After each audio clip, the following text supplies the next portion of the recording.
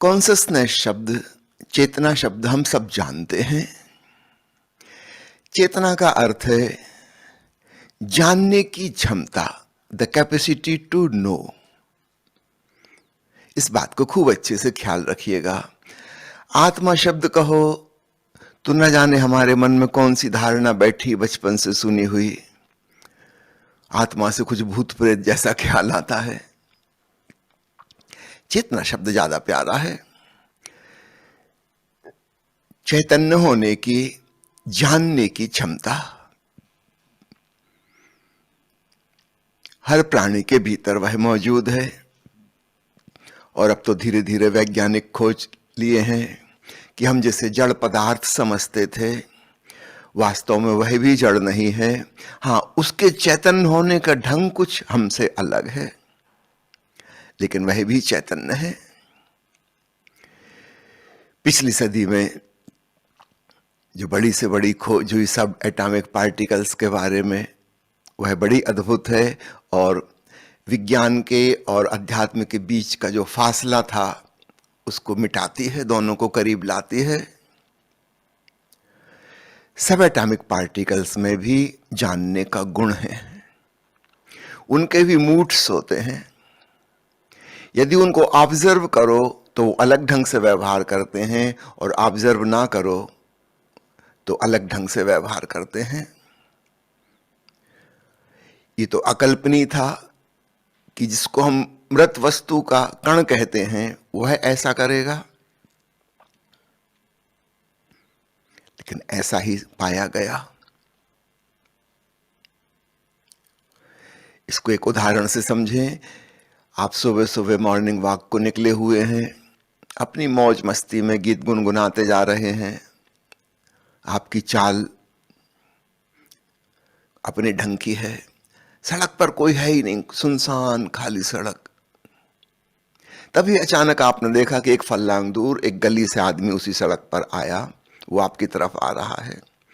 ना आप उसे जानते, ना वो आपको जानता, लेकिन अचानक आपकी चाल बदल गई। आप जो गीत गुनगुना रहे थे शायद बंद हो गया, आपके हाव भाव बदल गए। उस व्यक्ति से कोई लेना देना नहीं है, लेकिन सिर्फ है ख्याल कि कोई आपको देख रहा है, आपके व्यवहार में परिवर्तन कर देता है। इस उदाहरण से ही समझें सब एटॉमिक पार्टिकल्स का बिहेवियर। यदि कोई उनको ऑब्जर्व करता है तो वो अलग ढंग से, और नहीं करता है तो अलग ढंग से व्यवहार करते हैं। इसका मतलब उनमें भी जानने की क्षमता है। किसी के अवलोकन करने से वो बदल जाते हैं। यह बहुत ही विचित्र बात है। हम जिसे जड़ वस्तु समझते थे, शायद हमारे समझने में कुछ भूल थी। आज से 125-150 साल पहले तक पश्चिम का विज्ञान पेड़ पौधों को, वनस्पतियों को भी जड़ वस्तु समझता था। यूं तो भगवान महावीर 2500 साल पहले बता गए थे कि पेड़ पौधों में भी जीवन है। जब तुम किसी फूल को या फल को तोड़ते हो तो वृक्ष को दुख होता है, कष्ट पहुंचता है। महावीर ने यह भी बता दिया था कि पानी में, मिट्टी में, हवा में सूक्ष्म कीटाणु हैं। जैनियों की तो परिभाषा ही बन गई, पानी छान के पीने वाले लोग। फिल्टर 2500 साल पहले शुरू हो गया था। मुंह पे नाक पे पट्टी बांधने वाले लोग, अभी सारी दुनिया मास्क बांधने लगी। महावीर 2500 साल पहले बता गए थे हवा में भी कीटाणु हैं, उनमें भी जीवन है। न हमें दिखाई देते, न हमारे स्पर्श में आते, हमारी किसी इंद्रिय की पकड़ में नहीं आते। हो सकता है उनकी इंद्रियां भी भिन्न प्रकार की हों, हमारे जैसी ना हो। और करीब करीब 100-125 साल पहले सर जगदीश चंद्र बसु ने वैज्ञानिक रूप से सिद्ध किया कि पेड़ पौधों में जीवन है, और विज्ञान को मानना पड़ा। निश्चित रूप से एक वृक्ष के पास हमारे जैसी आंख नहीं, हमारे जैसे कान नहीं, हमारे जैसी जीभ नहीं, हमें नहीं लगता कि वह जीवित है। क्योंकि हमने इन्हीं को जीवन का प्रमाण समझा हुआ है। नहीं, ये जीवन के प्रमाण नहीं है, ये जीवन के अभिव्यक्त होने के ढंग है। जानने की क्षमता इंद्रिय के माध्यम से काम करती है और जानने की क्षमता बिना इंद्रिय के भी काम कर सकती है। एक आदमी जन्मजात अंधा है और बहरा है, तो क्या हम ये कहेंगे कि वो जीवित नहीं है? वह भी जीवित तो है। हमारी सारी इंद्रियां भी अगर काम ना करें, कल्पना कर लें कोई इंद्रिय ना हो, तो क्या हमें अपने होने का पता ना चलेगा? हमें अपने होने का तो पता चलता ही रहेगा। समझो आप एक घनघोर अंधेरे कमरे में बैठे हो, कुछ भी नजर नहीं आता, हाथ को हाथ नहीं सूझे। मैं आपसे पूछूं कि क्या आप हो? आप कहोगे हाँ मैं यहां हूं। मैं कहूं लेकिन दिखाई तो नहीं देते। आपने कैसे पता लगाया कि आप हो? आप हंसोगे मेरा सवाल सुन के कि मुझे पता लगाने के लिए किसी इंद्रिय की जरूरत नहीं है कि मैं हूं। मैं जानता हूं कि मैं हूं, चाहे कोई भी इंद्रिय काम ना करे। चाहे साउंड प्रूफ कमरा हो, बाहर से कोई ध्वनि ना आती हो, न गंध आए, न स्वाद आए, न स्पर्श का पता चले। समझो पूरी त्वचा पर कोई एनेस्थेटिक क्रीम लगा दी, कोई सेंसेशन नहीं है, तब क्या आपको यह पता नहीं चलेगा कि मैं हूं? तब भी पता चलेगा। ये किसको पता चल रहा है और कैसे पता चल रहा है? हमारा अपना होना अतीन्द्रिय है, इसके लिए किसी इंद्रिय की आवश्यकता नहीं है। हमारे भीतर जो जीवंतता है, जिसको हम चेतना कहते हैं, कॉन्शसनेस कहते हैं, फिर इसके होने के भी कई ढंग हैं। हम सब जानते हैं सपने में एक अलग तरह की चेतना होती है, बाहर की इंद्रियां सब बंद हैं, हम खर्राटे भर रहे हैं, बाहर के जगत के बारे में हमें कुछ नहीं पता, लेकिन कुछ और हमें पता चल रहा है। अपने मन के भीतर ही कोई फिल्म चल रही है, कुछ स्मृतियां, कुछ कल्पनाएं, उनका जोड़ तोड़, भीतर एक कहानी चल रही है, उसके बारे में हम सचेत हैं। इसका मतलब चेतना अभी भी है। ये दूसरे ढंग की चेतना है, दिन में जो चेतना होती है वैसी नहीं है। फिर एक और अवस्था है गहन निद्रा की, सुसुप्ति की, ड्रीमलेस स्लीप। अब तो वैज्ञानिक उपकरणों के द्वारा, ईईजी के द्वारा ग्राफ बना के देखा जा सकता है। हमारे दिनचर्या के जागरण में अलग प्रकार की वेव्स मस्तिष्क में बनती हैं, स्वप्न में अलग प्रकार की, नींद में अलग प्रकार की, ध्यान में अलग प्रकार की। एक और जागरण भी है, चेतना के होने का एक भिन्न आयाम भी है। दिन में भी हमारी चेतना एक सी नहीं रहती। कभी कभी हम बहुत जागृत होते हैं, कभी कभी थोड़े थोड़े सुप्त होते हैं। एक शराबी आदमी नशे में शराब घर से अपने घर तक पहुंच जाता है, हम उससे कहेंगे तुम बेहोश हो, देखो टकरा गए, गिर गए, चोट लग गई, रास्ता भटक गए थे चौराहे से। लेकिन वो मानने तैयार नहीं होता। वो कहता मैं होश में हूं, देखो अपने घर आ ही गया आखिर 2 किलोमीटर। निश्चित रूप से एक प्रकार के होश में तो है। हाँ, जैसे होश में हम सामान्यतः होते हैं वैसे होश में नहीं है, वरना टकराता नहीं, गिरता नहीं, भटकता नहीं, इतनी देर न लगती आने में। लेकिन चेतना अभी भी मौजूद है, आखिर घर आ ही गया। ये आदमी जो बहस कर रहा है कि मैं बेहोश नहीं हूं, ये थोड़े तो होश में है तभी तो बहस कर रहा है, नहीं तो क्यों करता? ये छुपाने की कोशिश कर रहा है कि शराब नहीं पी, ये कोशिश कौन कर रहा है? निश्चित रूप से थोड़ी चेतना तो इसके भीतर है। तो चेतना के उतार चढ़ाव भी हम जानते हैं। अगर अचानक कोई खतरा मौजूद हो जाए, हम अति चैतन्य हो जाते हैं, सुपर कॉन्शियस। अभी कोई अचानक जोर की आवाज आए, भूकंप आ जाए, कोई आदमी बंदूक चला दे, कोई आके आपकी छाती पर छुरा लगा दे, निश्चित रूप से भीतर सब विचार रुक जाएंगे। अचानक आप थॉटलेस अवेयरनेस में होंगे, बहुत ज्यादा जागरूक। या आप कार चला रहे हैं और एक्सीडेंट की स्थिति आ गई, सड़क के किनारे नीचे खाई है और सामने से तेजी से ट्रक आ रहा है और बचने की कोई जगह नहीं है। उन अंतिम क्षणों में जैसे ही हमने रिकॉग्नाइज किया कि अब मृत्यु सन्निकट है, अचानक हम पाएंगे हमारी चेतना अब वैसी ना रही जैसी एज यूजुअल रहती थी।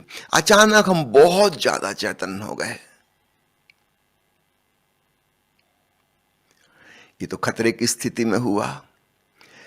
क्या हम बिना खतरे की स्थिति के भी ऐसी महाचेतना की अवस्था में हो सकते हैं?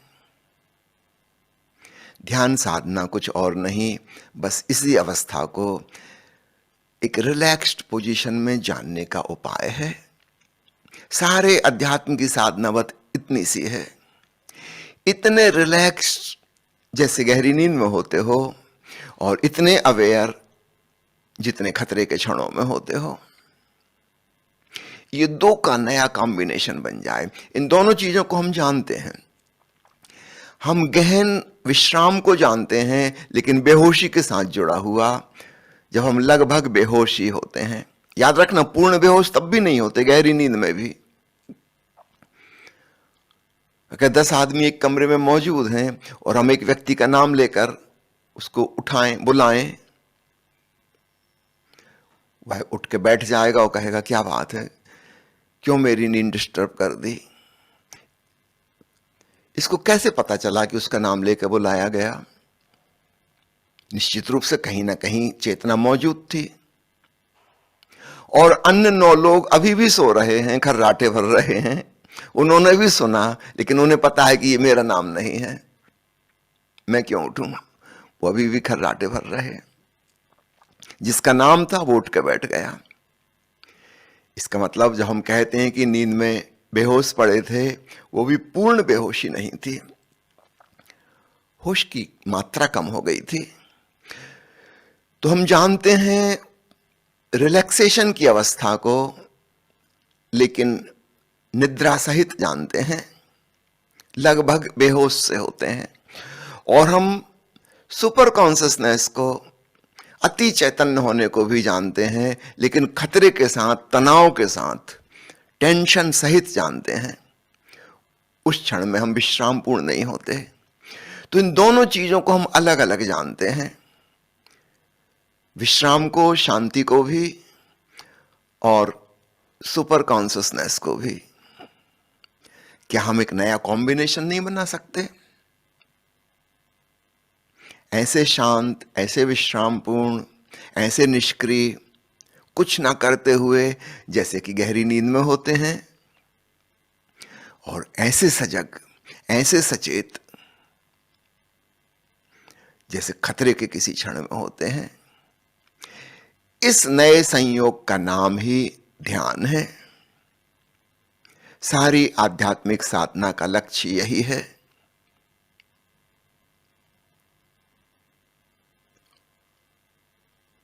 तो प्यारे मित्रों, इस सुपर कॉन्शसनेस रिट्रीट में हम उस दशा में प्रवेश करेंगे। अपने होने को, अपने चैतन्य को हम ऐसा समझें जैसे एक 7 मंजिला मकान है। हम चौथी मंजिल में बीच में कहीं रहते हैं।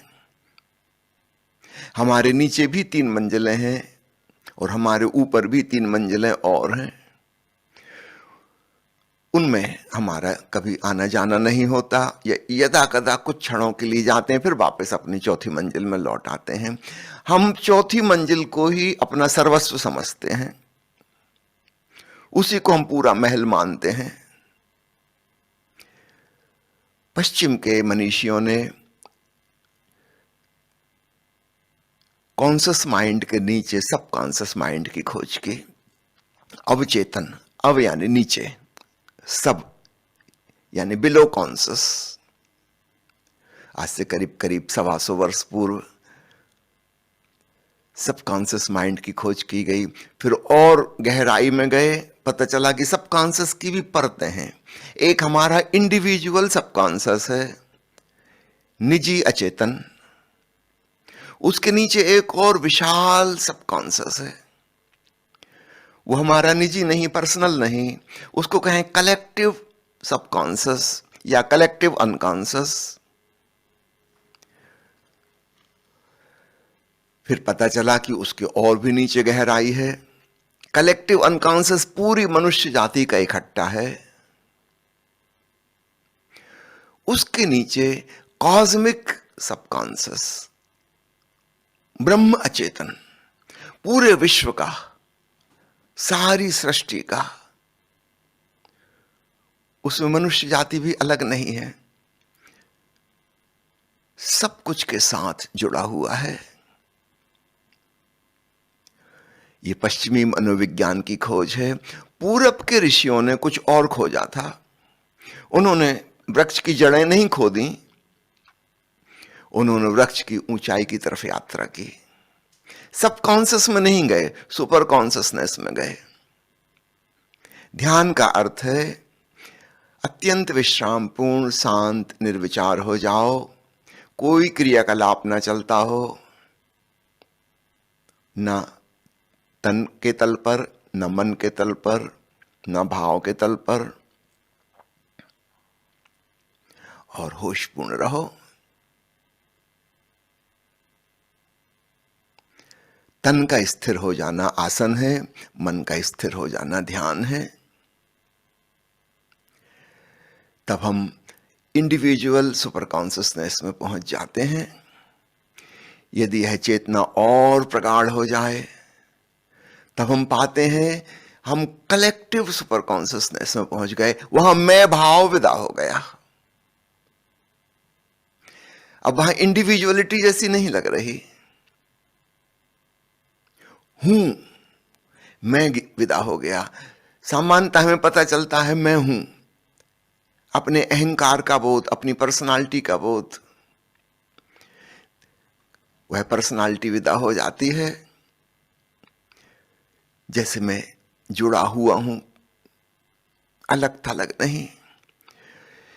समाधि की अवस्था का एहसास होता है और ऊपर जाते हैं। क्रमशः हूंपन भी समाप्त हो जाता है, केवल हैपन, इजनेस रह जाती है।